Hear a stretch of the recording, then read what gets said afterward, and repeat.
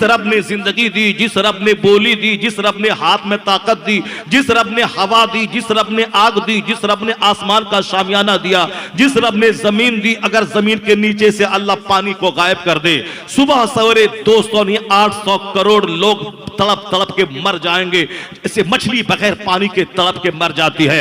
सूरह मुल्क की आखिरी आयत में इस बात को अल्लाह ने कहा है, वह सूरह मुल्क जो रोजाना रात को पढ़ेगा अज़ाब कब्र से बचेगा। मगर यहाँ अखबार पढ़ने से फुर्सत मिले तब न बंदा कुरान पढ़ेगा। जो अखबार पढ़ेगा, जो दूसरों की किताब पढ़ेगा, वहां तो लड़ाई होगी। यहाँ खानका के नाम पे जंग है, कमेटी के नाम पे जंग है, पीर के नाम पे जंग है, मौलवी के नाम पे जंग है, खानदान के नाम पे जंग है, जोलाहा और अंसारी के नाम पे जंग है। फजूल बातों में बंदा पड़ गया और जंग कर रहा है। जाहिर सी बात है जो कुरान नहीं पढ़ेगा और बाकी सब कुछ पढ़ेगा उसको तो जंग में पढ़ना पड़ेगा, वो तो लड़ाई झगड़े से दो चार होगा। और जो कुरान पढ़ेगा लड़ाइयां ऑटोमेटिक खत्म हो जाएंगी। जो कुरान पढ़ेगा इख्तलाफात खुद ब खुद मिट जाएंगे। कुरान कहता है इन्ना अकरमकुम इंदल्लाहि अतकाकुम, the most respectable near Allah is one who is God fearing person. अल्लाह के नजदीक सबसे ज्यादा इज्जत वाला वो है जो जितना ज्यादा अल्लाह से डरने वाला है। मुत्तकी इज्जत वाला है, चाहे वह काला कलोटा क्यों ना रहे, हिंदुस्तान का देहाती, अगर वह मुत्तकी है तो इज्जत वाला है। कोई अरब में पैदा होने वाला गोरा नारा अगर उसके पास ईमान नहीं है, अमल नहीं है, वो हमारे लिए काबिल एहतराम नहीं है। मगर हिंदुस्तान के वेस्ट बंगाल के देहात में पैदा होने वाला कोई काला कलोटा अगर ईमान भी है, तकवा भी है, तो हमारे लिए काबिल एहतराम है। जैसे मस्जिदों में नहीं देखता अगर कोई सैयद साहब आए, सैयद साहब के चेहरे पे दाढ़ी नहीं है, वह फौज में नौकरी कर रहे हैं, सैयद साहब आए वो नीचे बैठे हैं, मगर एक अंसारी, एक जोलाहा का बेटा जो बरेली शरीफ से पढ़ के मौलाना बन के आया है, वह मेंबर पे चढ़ जाता है, हाथ में असा लेता है, सर पे अमामा बांधता है और कौम को खिताब कर रहा है। अंसारी नीचे है, शेख नीचे है, सैयद साहब नीचे है, पठान साहब नीचे है, मगर एक नदाफ का बच्चा वो मेंबर पे खड़ा होकर के खिताब कर रहा है, इमामत के मुसल्ले पे है। बैरिस्टर नीचे है, प्रोफेसर नीचे है, अमेरिका से पढ़ के आने वाला FRCS डिग्री होल्डर नीचे है, JNU और AMU से आग पढ़ने वाला इंजीनियर डॉक्टर नीचे है, मगर मंजर इस्लाम का पढ़ा हुआ प्रोडक्ट, अब्दुल्ला इब्न मसूद का पढ़ा हुआ प्रोडक्ट वो मेंबर पे चढ़ा है, अमामा बांध के हाथ में लाठी लेके ऐसा खिताब कर रहा है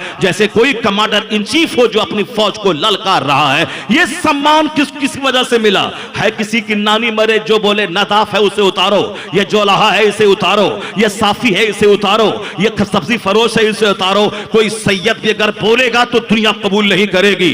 सब दुनिया बोलेगी तू सैयद अगर है मैं तेरी पेशानी चूमता हूं, मैं तेरा हाथ चूमता हूं, तू काबिल एहतराम है, मेरे महबूब मेरे सरकार का ब्लड तेरे बदन में है, बस इतना तक ही इज्जत है। अगर तू शरीयत को हाथ में लेगा, शरीयत के खिलाफ काम करेगा, तेरी कोई इज्जत हमारे नजदीक नहीं है। बेशुमार दुश्मन रसूल गुस्ताखे रसूल हो गए, वो अपने नाम से सैयद लगाते हैं, फला सैयद है, फला सैयद है, सैयद अबुल मौदूदी है तो फला सैयद अली मियां नदवी है, मगर वो हमारे नजदीक उसकी कोई हैसियत नहीं है। जो मुस्तफा का नहीं वो हमारा नहीं, चाहे मुस्तफा की औलाद होने का दावा क्यों न करे। उसी तरह शरीयत के खिलाफ अगर कोई दाढ़ी मूंढने वाला सैयद अगर बोले कि मैं मेंबर पे चढ़ूंगा, मैं खुतबा दूंगा, मैं नमाज पढ़ाऊंगा, मैं हाथ चूम के बोलूंगा, नहीं सैयद साहब, आपके नाना की शरीयत में फासिक इमामत करने के काबिल नहीं है। आपका हाथ चूमूंगा, आप पीछे रहेंगे, मगर एक अंसारी का बेटा मेंबर पे चढ़ेगा जो मुत्तकी है, आपके नाना की शरीयत के कानून पे अमल कर रहा है।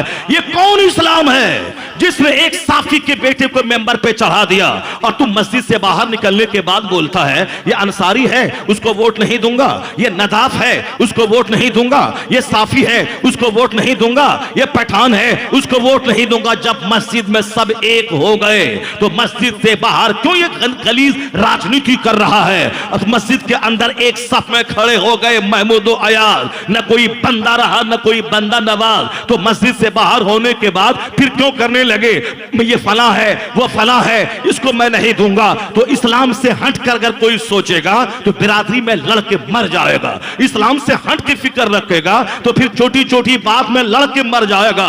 पीर के नाम पे लड़ाई है, तुम लड़ रहे हो, लड़ो। कुरान जो नहीं पढ़ेगा वह लड़ेगा, वह कटेगा, वह मरेगा। और कुरान हर दर्द की दवा रखता है, हर प्रॉब्लम का इलाज कुरान में है। जो कुरान पढ़ेगा वह किसी काफिर के सामने दरियुजागिरी नहीं करेगा, कुरान अल्लाह का कलाम, हर दर्द की दवा वहां है, हर प्रॉब्लम्स का हल वहां है, हर मसाइल का हल वहां है, हर समस्या का समाधान वहां है। कुरान ज्यादा जब तक मुसलमान पढ़ता था वह हावी था काफिरों पे, वह हावी था मुशरिकों पे, वह हावी था यहूदो नसारा पे। आज भी एक रास्ता है कि कुरान पढ़, कुरान से फैसला हासिल कर, मुस्तफा का मुताला कर, मुस्तफा से फैसला हासिल कर, जिसके बारे में बर्नार्ड शॉ ने कभी कहा था, he must be called the savior of humanity. If a man like him were to assume the dictatorship of the modern world, he must succeed in solving its problem. तू गांधी को देखता है, तू नेहरू को देखता है, मगर बर्नार्ड शॉ क्या बोलता है?